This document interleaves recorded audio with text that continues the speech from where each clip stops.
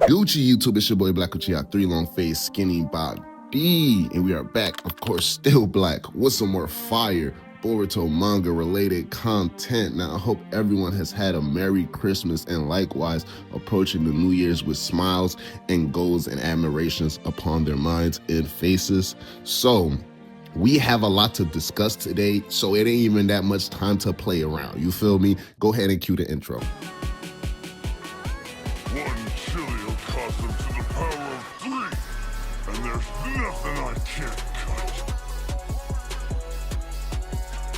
Now, a few months ago, a majority of the Sarada fan base, we were in a very dark place. I say we, but I'm not including myself in that aspect. It's just that I gotta take note and stand firm and stand at the front if I'm gonna be ahead of this fan base, you feel me? But niggas, we was definitely in a very dark place. Daemon had his hand around Shorty's neck.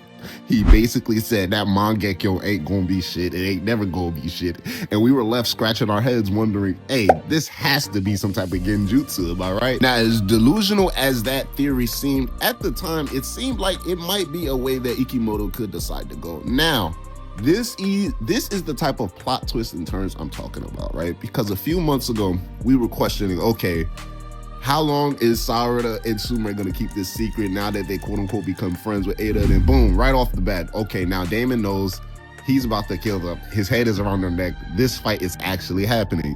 Now, because Ikimoto is famous for his plot twists and unexpected moments within the story that just changes everything that we were building up to, I didn't completely rule out, well, damn, Sarada might be boxing Daemon next chapter, but I also felt like it was more likely than not Daemon just flexing his power or, you know, letting know his stance and position and power as being number one because he hasn't really done anything throughout TBV. Now, some people take that as a for sure sign, and also on top of Kasha and Koji's dialect and all of the things he's been mentioning that, yeah, Daemon can't do nothing with the Shinju. He's probably Mamushi level, and which is kind of crazy to me, but just noting the fact that Daemon hasn't decided to make a move in the entirety of the story, but also especially within TBV, unless Ada's life is directly in danger. Not hearsay, not he say, she say, not what ifs, not, oh, I can see the future and this might happen, but right in front of our faces, Sarada turned on her Mangekyo Sharingan, and he knows, okay, they can hurt Ada.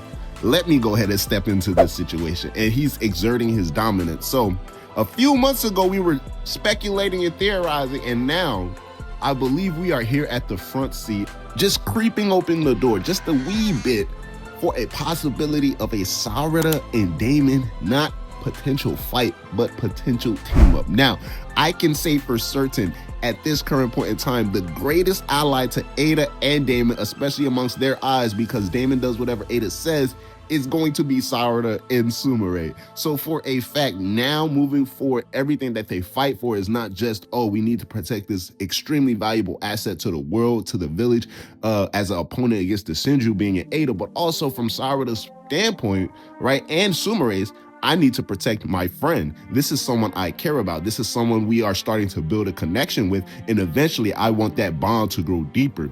So it's really deeper than that. And we've seen the smile that Daemon had on his face once he's seen Sarada pull everybody in for the group hub. It was one of those, damn, look at Curry, man, so inspirational smiles. It was one of those great smiles. Shout out all my NBA fans who caught that reference, but it was definitely something that was heartwarming, and we see that Daemon has no problems or qualms with it. So now we are at the door of a Sarada and Daemon team up solely because the front lines on this current mission, Mamushi has invaded the village. His target is only Ada. He's not even worried about the Otsutsuki being in Boruto and Kawaki. He's like, you know what, let's forget them. If they keep on attacking us, we can continue to make many clones as possible. We need to focus on Ada. He's doing all of these things. He's trying to put himself in as much in the public's eye as possible to get one possible slip up from Ada to laying her eyes on him. And he's counted up to 70 people who's watching him currently, and he cannot feel the eyes of Ada, which is actually crazy, but he cannot feel the eyes of Ada on him, so he still has more searching to do.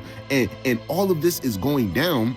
We got Team 10, we got Himawari, we got Boruto and Kawaki out there in the mix, and now according to Sai, sending them out on a suicide mission. We got the Hidden Leaf police force. Don't ask me why isn't it at least the Anbu, but I don't know, bro. But he sent the police force out there. So we got a plethora of ninja out here in the battlefield being sent out on the front lines, and we already understood early on in the chapter it was solely due to because half of Team 7 is alien Otsutsuki's that are in a fight between themselves. The other half, you know what I'm saying, is considered crazy by the other village and it just doesn't even know whether to accept his sun or moon inside of his head. So Team 7 is on standby. Mitsuki is in the interrogation room. Sarada was ordered to stay at Ada's side. And who else is always going to stay at Ada's side? This nigga Daemon. Now, Shikamaru specifically said, just in case, not more so just in case, correct me if I'm wrong, but Momoshi will be sending clones in that sector of the village. Not saying he knows exactly where Ada's at, but it's not a far-fetched to believe that there will be clones popping up within the vicinity. So Sarada needs to stay there as to be like the first line of defense within that last line of defense. So the last line of defense would be both Sarada and Daemon, who are left back behind to protect Ada. They're the only ones who didn't make any moves to go out into the village. They stayed in their respective sectors. And now Boruto is being ordered to team and link up with Team 10. Kabuki is being ordered to oversee the entire area and help as needed. And eventually everyone is being directed to pull the Momoshi clones towards a certain sector. Now they're trying to keep them away from the sector that Ada is at. So we can say for certainty, at least with a good amount of confidence, that the only two liable, until we see how much Ada can actually do on her own, but the only two liable fighters in this sector with Ada is going to be Daemon and Sarada. And now, why do I think this is amazing, right? Aside from the speculation, first of all, let me just say this. I love the fact that Sarada's name is being brought up in all of these top dog conversations. This is the shit that I was supposed to be talking about in part 1. Like, I missed this. I can't say I missed it because she was never in these conversations, but now since TVV, she's been in the top dog conversation. Like, you ain't gonna see a top 10 list. I'll pull up any top 10 list, matter of fact, because y'all know me, I'm always gonna have Daemon #1 in my list, and of course Sarada is cracking top 5. But you ain't never gonna see a top 10 list now ever since TVV without Sarada on it. That's how confident I am. That's how much she has leaped in terms of power. So with all of that aside, yes, these two are the last line of defense, but what makes it so interesting, right?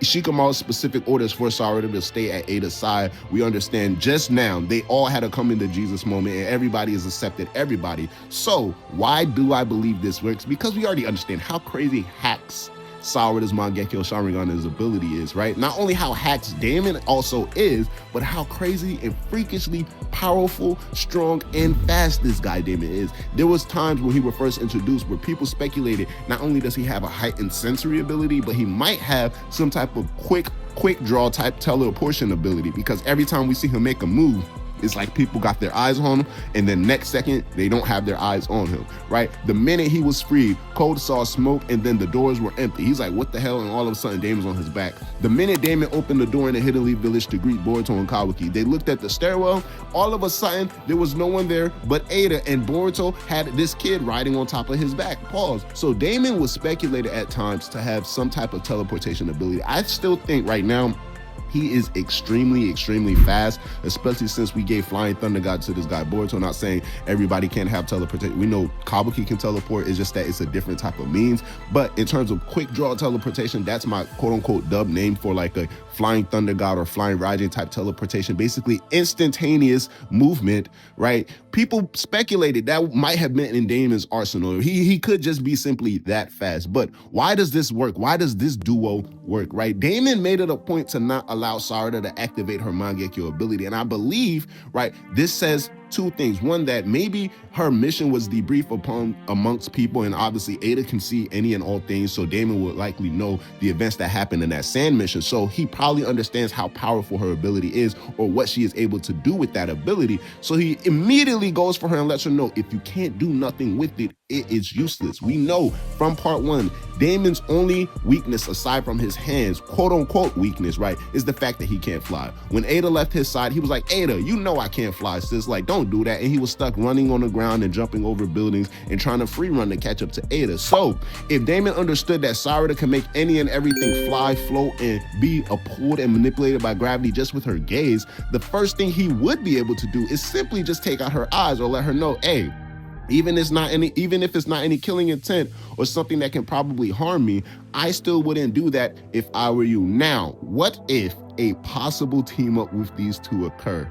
And we see, because we understand now, last chapter, Mamushi can fly. Mamushi starts taking to the skies. Maybe Ada freaks out and does something wrong, and Daemon needs to get near her vicinity, and he can't, right? But then we got Mangekyo Sharingan Sarada working her magic. If she is able to apply her gravity to Daemon, automatically she is gonna have to fly as well, because we know she can't apply something to living things without it affecting her with her ability, and she can allow both of them to fly at high speeds throughout the air. Kind of think like back earlier on in Black Clover. All my Black Clover fans, shout out. Season 2 is coming out soon. I'm excited for it. But remember, I believe in the undersea water arc, one of the first arcs that they had, Asta was fighting, and then they used a combination of abilities, basically gravity magic to fly Asta through the portals and to pop up wherever he wants to do, and he just basically had to stay his ground midair and swing his sword whenever he came across the opponent. So basically, Sarada can be the player and Daemon can be the controller. Kind of like a reverse with Sakura and Lady Huna or Granny Chiyo earlier on in the Akatsuki arc in Naruto Shippuden. So Sarada can simply control Daemon in the air as he's molly-whopping all of the SHINJU clones. It's just a combo move that I thought of that I thought would be really cool. But all in all, with hype moments and Aura Beast moments aside, I believe these two being left behind is very important, and it's something, I won't say that Kashin Koji, but I would rather say that Ikimoto is doing on purpose, because he needs these two specifically, and possibly because of their combination of abilities,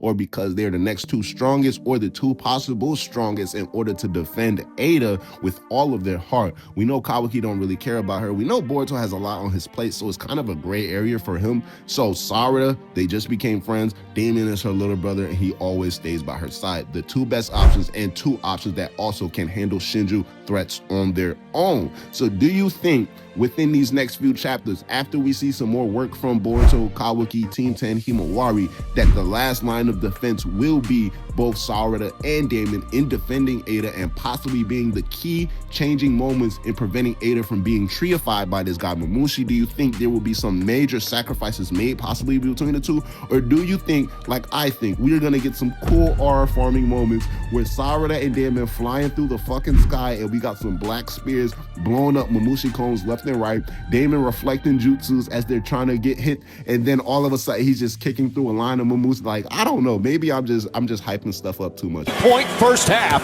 I got to a point where I was just out there trying shit, one leg off the wrong foot. Gets that to. But I do think this team up has potential to be a problem for any and everybody within the Narutoverse. I don't care who y'all talking about. At this point, I'm gonna start talking tough.